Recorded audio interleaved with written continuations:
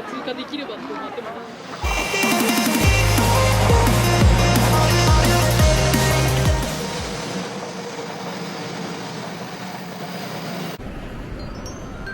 皆様お久しぶりでございます。大名古屋巻でございます。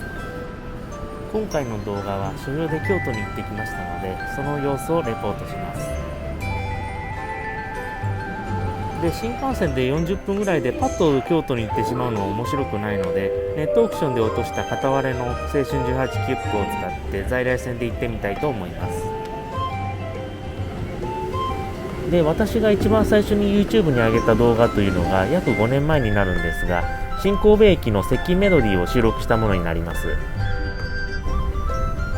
で、この動画が私の動画の中で一番回っていて、だいたい5万回ぐらい再生されているようなんですけれども、さすがに5年前ということでちょっと古いので改訂版を作ろうということで、新神戸駅にも向かってみたいと思います。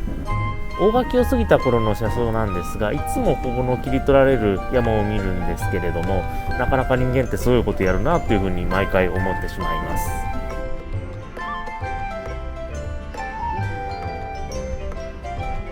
途中の大見長岡駅だと思うんですが、東京メトロの新しい車両が運ばれているようで、運よく遭遇することができました。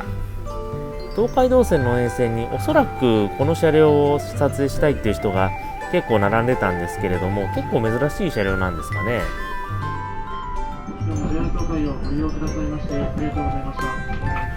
名古屋市の金山駅からここ米原駅まではおよそ1時間半かからないぐらいで到着します。在来線に限った話なんですが、ここから西側は JR 西日本の管轄になります。この駅で JR 西日本の車両に乗り換えることが必要になってきます。ただ JR 東海の車両が6両から8両に対して新快速12両あるので、席選ばなければ座ることできると思います。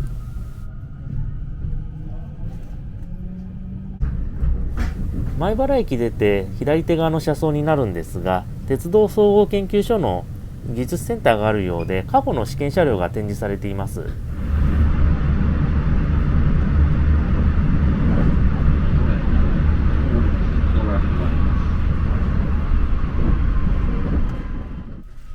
で、米原の次の駅が彦根の駅になります。国宝の彦根城へはこの駅が最寄りの駅になります。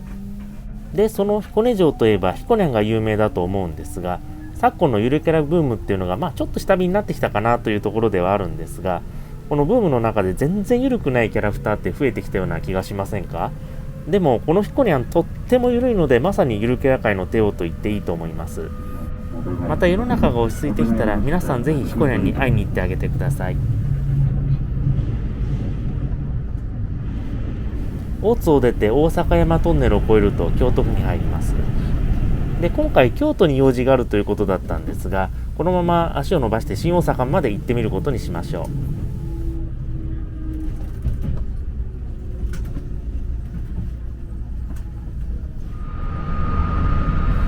京都駅を出てしばらくすると、かつての京都総合運転所があります。今は吹田総合車両所の京都支所ということになっているようです。私サイドのような人間からすると非常に楽しいですよね。いろんな車両止まってますから。ただこの新快速というのがこの区間から130キロ近くですっ飛ばすので、なかなかゆっくり見ていられないというところは非常に残念といえば残念ですね。京都から西側は私鉄との競合区間に入るので、通過駅も多くなってこの新快速すっ飛ばしていきます。なんというか非常に資本主義的というか、ある意味現金だなという感じはするんですが、仕方がないところですかね。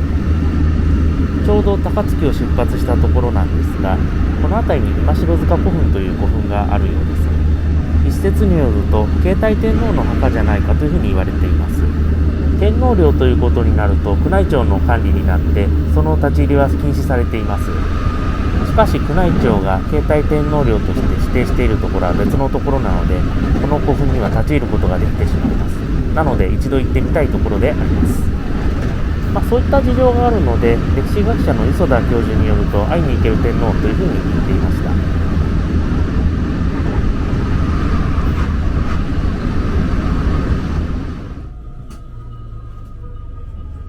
そんなこんなしていると新大阪に到着です。で、ここから新神戸駅に向かうには三宮駅までこのまま乗り続けて地下鉄に乗り換えるという方法もあるんですが、今回は山陽新幹線に乗ってみたいと思います。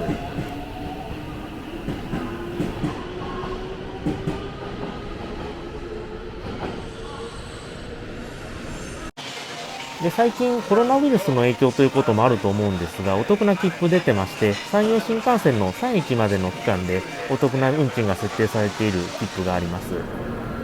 前の日までに購入するであるとか、いろいろ細かい条件があるので、気になる方は概要欄にリンク貼っておくので確認してみてください。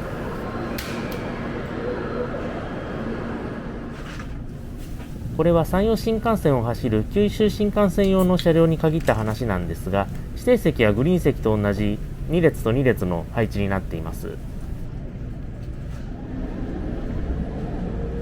一方で自由席はというと、通常の新幹線と同じ配置の 3×2 という風になってますので、もし乗る機会があれば指定席に乗ってみることをお勧めします。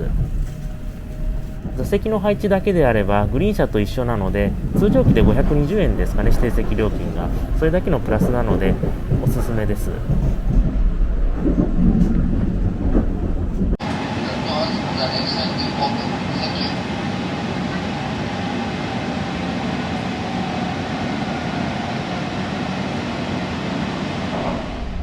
新神戸駅に到着しました。山陽新幹線の接近と発車メロディーについてはもうすでにアップロードしてありますので、そちらの方をご覧ください。概要欄にリンク貼っておきます。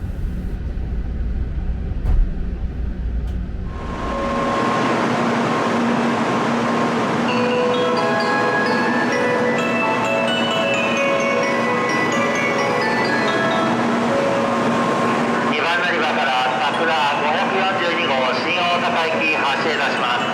ドアが閉まります。ご注意ください。ドアが閉まります。この後新神戸駅から歩いて三宮の駅に向かって、そこから京都まで行きました。京都でちょっと用事があったので、そちらを済ました後に当時の夜間ライトアップに行ってみることにしました。ち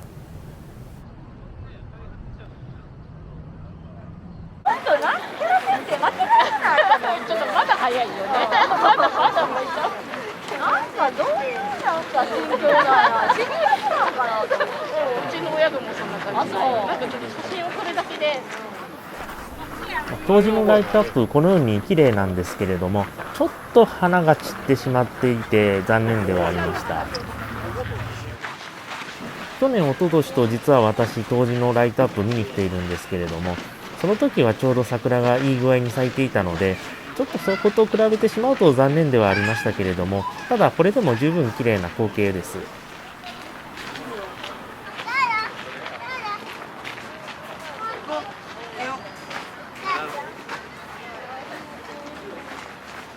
で、一応去年の様子もほんの一部なんですけれども、もうすでに動画としてアップロードしていますので、こちらも概要欄に貼っておくので、興味のある方はぜひご覧になってください。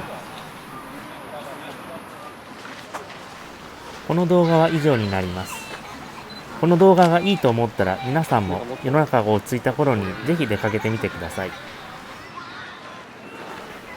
来年2022年のこの当時のライトアップの頃には、さすがにコロナウイルス落ち着いていてほしいなと願うばかりです。